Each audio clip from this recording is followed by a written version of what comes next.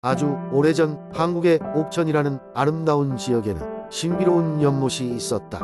이 연못은 달의 연못이라고 불리었으며 매달 보름달이 뜰 때마다 은빛으로 반짝였다. 연못은 작은 마을의 중심지에 위치해 있었으며 마을 사람들은 연못이 가진 특별한 힘에 대해 전설처럼 이야기하곤 했다. 그 전설에 따르면 달빛이 내려앉는 순간 연못에 비친 자신의 모습을 보는 사람은 한 가지 소원을 이룰 수 있는 기회를 얻게 된다고 한다. 그러나 그 소원은 언제나 원하는 대로 이루어지는 것은 아니었기에 사람들은 신중하고 겸손하게 소원을 빌어야 했다. 어느 가을밤 마을엔 구름 한 점 없는 맑은 날씨가 이어졌고 보름달이 밝게 빛나 연못을 환하게 만들었다. 마을에 사는 한 소년 이름은 지우는 항상 이 연못에 전설을 가슴에 품고 있었다. 지우는 작고 가난한 집에서 태어났지만 마음씨가 착하고 항상 가족을 배려하는 소년이었다. 그날 밤 지우는 가족들과의 되도록 여유로운 삶을 꿈꾸며 연못을 찾아갔다. 연못가에 도착한 지우는 은빛으로 빛나는 물결을 보며 마음속 깊이 소원을 빌었다. 우리 가족이 행복하고 건강하기를 바랍니다. 그 순간 연못이 마치 그의 마음을 읽은 듯 아주 잠시 동안 더 반짝였고 다시 평온한 상태로 돌아왔다. 다음 날부터 지훈의 가족에게는 작은 기쁨들이 찾아오기 시작했다. 아버지의 논이 예년보다 좋은 수확을 거두었고 어머니의 건강도 점점 나아졌다. 형제들은 마을 학교에서 좋은 성적을 받기 시작했으며 가족의 웃음소리는 점점 더 자주 들리게 되었다. 몇 년이 지나 지훈은 어른이 되었고 마을을 떠나 새로운 곳을 향해 나아갔다.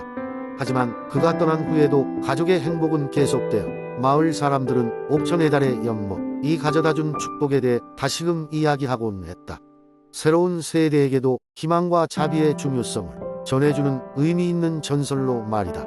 세월이 지나면서 많은 사람이 이 연못의 소원을 빌러왔지만 지훈의 소원처럼 가족의 행복을 빈 사람은 드물었다. 이는 자신이 가족을 얼마나 소중히 여겼는지를 보여주며 그 진심을 연못이 알아본 것이라는 믿음을 마을 사람들은 가지고 있었다. 오늘날의 도달의 연못은 여전히 옥천의 자랑거리이며 마을 사람들은 그곳을 소중히 관리하고 있다. 연못은 이제 자연보호구역으로 지정되어 옛날 이야기를 들려주던 장소로 남아 오랜 전통과 신비로운 전설을 이어가고 있다.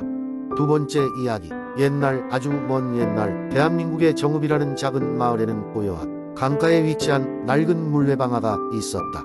물레방아는 마을의 중심이었고 마을 사람들은 그곳에서 모여 이야기를 나누곤 했다. 물레방아는 강물에 의해 천천히 회전하며 평화로운 분위기를 연출했고 특히 밤이 되면 달빛이 물레방아의 날개에 반사되어 신비로운 느낌을 주었다. 사람들은 이곳을 달빛 아래의 물레방아라 불렀다.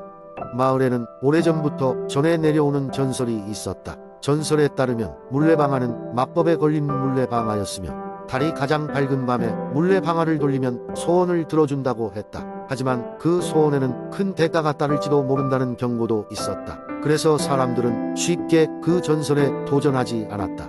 어느 날 마을에 살고 있던 한 청년 이름하여 준호가 있었다. 준호는 어렸을 때 부모님을 여의고 홀로 외로운 생활을 하고 있었고 마을에서 가장 어렵고 힘든 일을 도맡아 하며 살아가고 있었다. 준호의 유일한 친구는 강아지인 막둥이였다.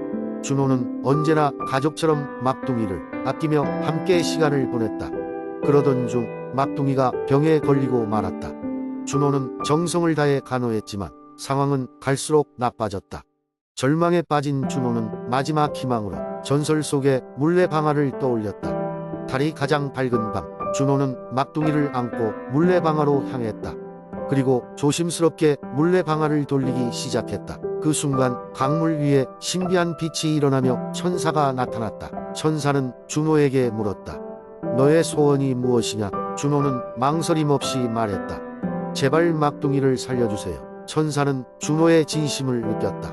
하지만 천사는 경고했다. 내 소원은 이루어지겠지만 그 대가로 내 가장 소중한 것을 잃게 될 것이다. 준호는 두려웠지만 망설임 없이 대답했다. 막둥이가 건강해질 수만 있다면 그 무엇이든 감수하겠습니다. 순간 강렬한 빛이 번쩍였고 막둥이는 기적적으로 회복되었다. 준호는 기쁘고도 슬픈 마음으로 막둥이를 안고 집으로 돌아왔다. 그러나 다음 날 아침 준호는 가장 소중히 여긴 자신의 목소리를 잃어버렸다는 것을 깨달았다. 준호는 말을 할 수 없게 되었지만 마을 사람들은 그의 희생을 알고 깊은 존경을 보냈다. 그리고 시간이 흘러 준호와 막둥이는 서로를 더욱 소중히 여기며 조용한 삶을 이어갔다. 마을 사람들은 그들 곁에 있어 주었고 준호의 이야기와 전설은 세대를 거쳐 내려오게 되었다. 이런 까닭에 정읍의 물레방아는 단순한 관광 명소 그 이상이 되었다. 사람들은 전설을 기억하며 진정한 사랑의 가치에 대해 다시 한번 생각하게 되었다. 언젠가 달빛이 가장 밝게 비추는 밤, 누군가 준호처럼 진정한 소원을 빌게 될지도 모르는 일이었다. 세 번째 이야기. 옛날 옛적 한국의 보령 지역에는 신비로운 달빛 소나무 숲이 있었다. 이 숲은 밤이 되면 달빛이 나무 사이로 스며들어 은은하게 반짝이는 아름다운 풍경을 연출했다. 마을 사람들은 이 숲을 신성하게 여겼고 숲을 보호하기 위해 항상 경계를 늦추지 않았다. 이 숲에는 특별한 전설이 내려왔다.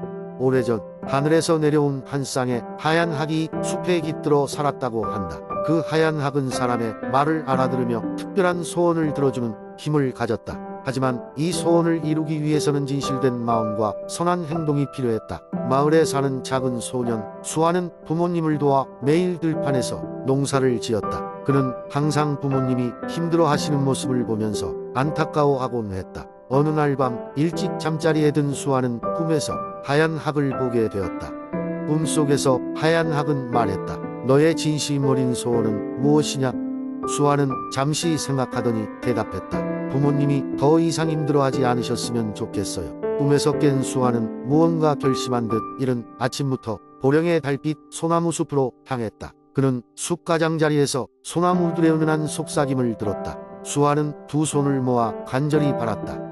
그의 작은 소원을 들어주도록. 이후부터 마을의 농사는 늘 풍년이었고 수아의 부모님은 점점 미소를 되찾아갔다. 이 이야기는 마을 사람들 사이에 퍼져 최초의 소원을 이룬 아이로서 수아는 깊은 존경을 받았다. 그리고 달빛 소나무 숲은 마치 그 비밀을 알고 있다는 듯 더욱 아름답게 빛나고 있었다. 세월이 흐른 뒤 수아는 어른이 되었고 그는 마을을 떠나지 않고 소나무 숲을 보호하면서 행복한 삶을 살았다. 매년 보름달이 뜨는 밤이면 마을 사람들은 달빛 소나무 숲에 모여 소원을 빌었다. 그날만큼은 모든 소원이 이루어지는 날이라 믿으며 마을의 아이들은 수완 할아버지의 이야기에 귀를 기울였고 그 이야기 속에서 소중한 교훈을 얻었다. 그것은 바로 진실된 마음과 선한 행동이야말로 가장 위대한 마법이라는 사실이었다. 오늘날에도 보령의 달빛 소나무 숲은 사람들에게 사랑받고 있으며 그곳에서는 아직도 은은한 달빛이 밤 하늘을 비추고 있다. 어떤 이들은 종종 달빛 아래에서 하얀 학이 깃털을 보았다고도 믿으며 그 전설은 여전히 사람들 가슴속에 아름답게 새겨져 있곤 한다. 네 번째 이야기. 옛날 예적 산과 강이 조화를 이루고 있는 한국의 아름다운 지역 김천에는 사람이 접근할 수 없는 신비로운 대나무 숲이 있었다. 이 숲은 수백 년 동안 그 모습을 유지해왔으며 옛 전설에 따르면 그곳에는 마법의 힘이 깃들어 있었다고 한다. 사람들은 대나무 숲을 둘러싸고 여러 가지 이야기를 만들어냈다. 어떤 이는 그곳에서 밤이 되면 요정들이 나타나 춤을 춘다고 믿었고 또 다른 이는 숲 한가운데 황금빛 연못이 있어 가끔씩 병이 올라와 노래를 부른다고 주장했다. 김천 마을 바로 아래 작은 농촌 마을에는 영이라는 소녀가 살고 있었다. 영이는 호기심이 많아 언제나 숲에 대해 이야기를 들으면 귀를 쫑긋 세웠다. 그녀는 늘 숲에 한 번이라도 들어가 보고 싶은 생각에 사로잡혀 있었다. 어느 날 영희는 마을 어귀의 우물가에서 그날도 숲에 대한 새로운 소문을 들었다. 이번에는 숲 안의 희망의 별이라는 신비로운 꽃이 핀다는 것이었다.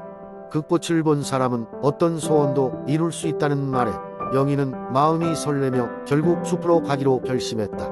영희는 내일 일찍 숲으로 가기 위해 필요한 모든 것을 준비했다.